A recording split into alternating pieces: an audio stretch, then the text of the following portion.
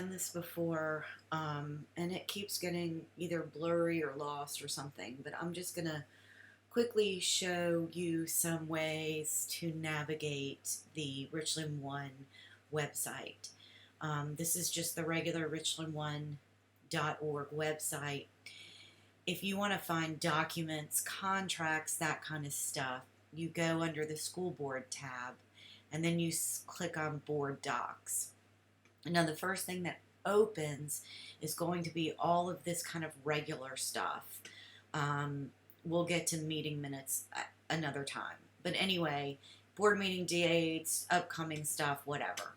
But if you click on this little magnifying glass, you can search for anything. So let's search for attorneys.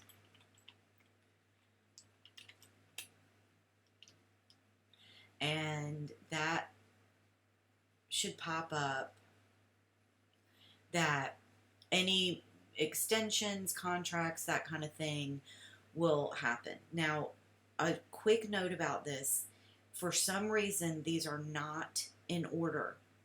So you do have to take a second to kind of scroll through to see, the most current date. I mean, the most current as possible. But I'm going to come up here to just August 10th, 2021. This is a contract extension. So you click on that and it will bring up their contract. Okay. But if you hit navigate there, same thing's going to happen, but it's going to bring you to the actual meeting that this occurred in.